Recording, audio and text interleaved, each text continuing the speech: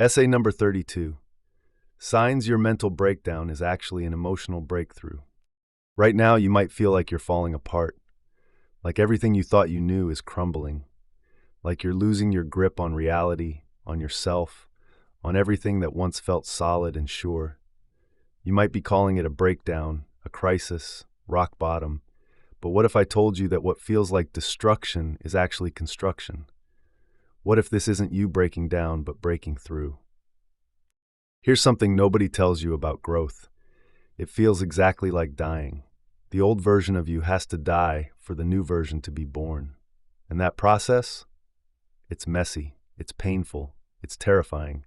It feels like everything is going wrong when actually, for the first time in your life, everything might be going right. People don't have breakdowns unless they're on the precipice of breakthroughs. Think about that. If you were truly content with your life, if everything was genuinely working, would you be experiencing this level of upheaval? No. This intensity, this turmoil, this feeling like everything is shifting, it only happens when change is already in motion, when transformation is already underway. So let's talk about the signs that what you're experiencing isn't a breakdown, but a breakthrough in disguise. First sign, you're questioning everything. And I mean everything. The beliefs you inherited from your parents, the values you absorbed from society, the assumptions you've been operating on your entire life. Nothing is sacred anymore. Nothing is off limits. You're looking at ideas you once accepted as absolute truth and thinking, but is it though? You're exploring philosophies you would have dismissed before. You're reading books you would have judged. You're entertaining possibilities you would have mocked. It's not that you're becoming gullible or losing your judgment. You're recognizing that you didn't know what you didn't know. You're discovering that the world is vastly bigger and more complex than the narrow slice you were taught to see. This questioning feels destabilizing because it is. You're literally dismantling the framework you've been using to understand reality. But that framework was limiting you. It was keeping you small. It was preventing you from seeing options, possibilities, truths that could transform your life. Second sign, you're realizing there's a difference between happy thoughts and happy feelings. You've been trying to positive think your way to happiness for years.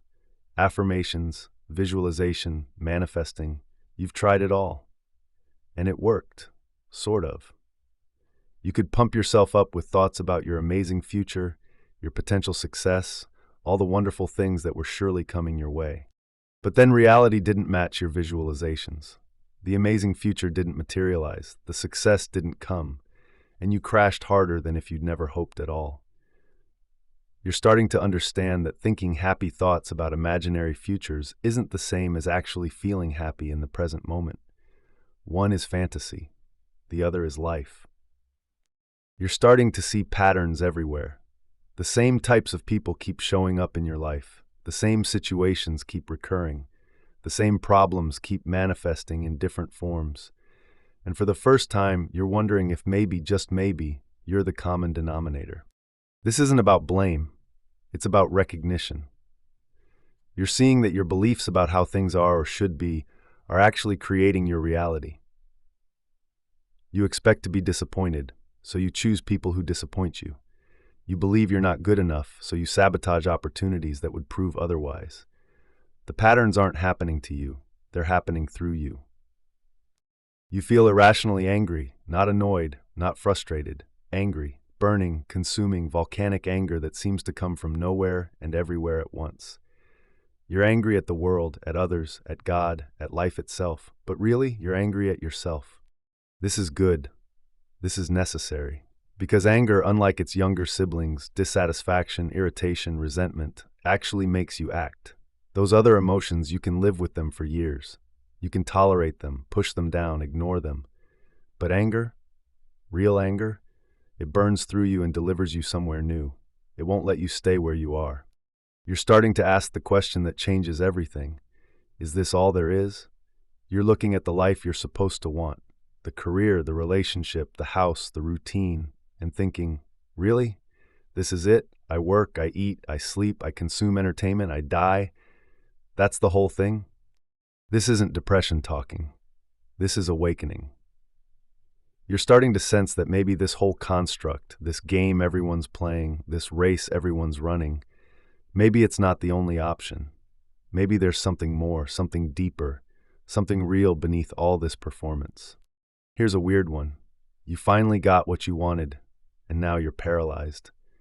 The relationship you've been seeking showed up. The opportunity you've been waiting for arrived. The breakthrough you've been working toward happened. And instead of feeling elated, you're terrified. Instead of moving forward, you're frozen. This is resistance meeting reality. When we get what we want, we also get the fear of losing it. When we perceive happiness, we perceive threat in equal measure. You're not actually afraid of success or happiness. You're afraid of what their presence means, that you're capable of having them, which means you're responsible for keeping them, which means you could lose them. Your emotional state seems completely unwarranted. There's no reason for you to feel this anxious, this depressed, this unsettled. Your life looks fine from the outside, maybe even good, but inside you're falling apart, and you can't explain why. That's because you're feeling things that have been buried for years, maybe decades. Emotions don't disappear just because we ignore them. They wait, they accumulate, they compound interest, and when you finally start to crack open, they all come rushing out at once. You're not crazy. You're finally feeling what you should have felt years ago. You have no idea who you really are. The identity you've been wearing doesn't fit anymore, but you don't know what to replace it with. You realize you've been defining yourself by how others see you, by what you think you should be, by roles and labels and expectations that were never yours to begin with. This identity crisis isn't a crisis at all. It's freedom. For the first time, you get to decide who you are instead of accepting who you've been told to be.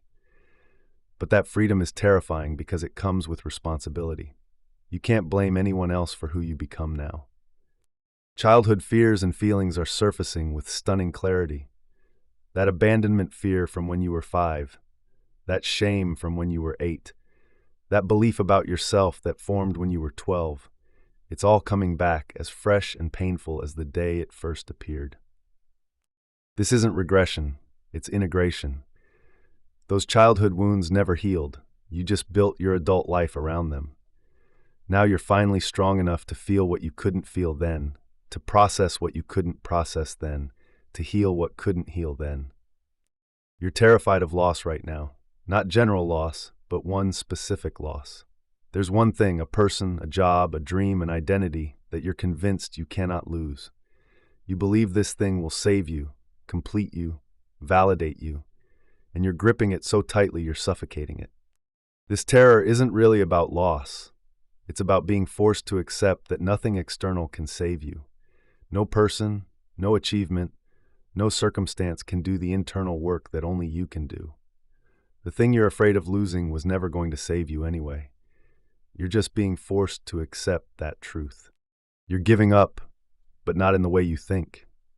You're not giving up on life or dreams or love. You're giving up on the fantasy versions of these things. You're giving up on the relationship saving you. You're giving up on success fixing you. You're giving up on the idea that anything needs to be more than what it actually is. This isn't defeat. It's acceptance. It's the beginning of working with reality instead of against it. It's the first step toward building something real instead of chasing something imaginary. Finally, you've decided you're not going to be a victim of your own mind anymore. You're done being held hostage by your thoughts. Done being tortured by your fears. Done being controlled by patterns you didn't choose and beliefs you didn't examine. This decision, this line in the sand, this moment of enough, this is where breakthrough begins. Because you can't change what you won't acknowledge. You can't heal what you won't feel. You can't transform what you won't face. What you're experiencing isn't a breakdown. It's a breaking open. Everything that's been suppressed is surfacing. Everything that's been denied is demanding attention. Everything that's been avoided is insisting on being faced. This is what it feels like when a butterfly is about to emerge from a chrysalis. From the outside, it looks like destruction. The caterpillar literally dissolves into soup before reconstituting as something entirely new. If the caterpillar could think, it would probably think it was dying. It would probably call it a breakdown. But we know better. We know it's transformation. We know that what looks like ending is actually beginning. We know that the dissolution is necessary for the evolution. Your mental breakdown is the same thing. You're not falling apart. You're falling away from everything that isn't truly you. You're not losing your mind. You're losing the limiting beliefs that were controlling your mind. You're not breaking down. You're breaking through the shell that's been keeping you small. This is the messy, painful, beautiful process of becoming who you really are. This is what it looks like when you stop accepting the life you were given and start creating the life you want. This is what happens when you stop being who you were told to be and start being who you are. So if you're in this space right now, questioning everything, feeling everything, fearing everything, know this. You're not crazy. You're not broken. You're not falling apart. You're growing. You're evolving. You're becoming. The breakdown is the breakthrough. The crisis is the chrysalis. The ending is the beginning. And on the other side of this, on the other side is a version of you that you can't even imagine yet. A version that's more authentic, more alive, more free than you thought possible. A version that looks back on this moment and thinks, thank God I broke. Because breaking is what let the light in. Your breakdown isn't something to be fixed or stopped or ashamed of. It's something to move through, to learn from, to allow. Because breakdowns don't happen to people who are staying the same. They only happen to people who are becoming something more. And you're becoming something more, even if it doesn't feel like it. Especially if it doesn't feel like it. The worse it feels, the bigger the transformation, the more intense the breakdown, the more profound the breakthrough. So stop calling it a breakdown. Start calling it what it really is, the birth of who you're meant to be.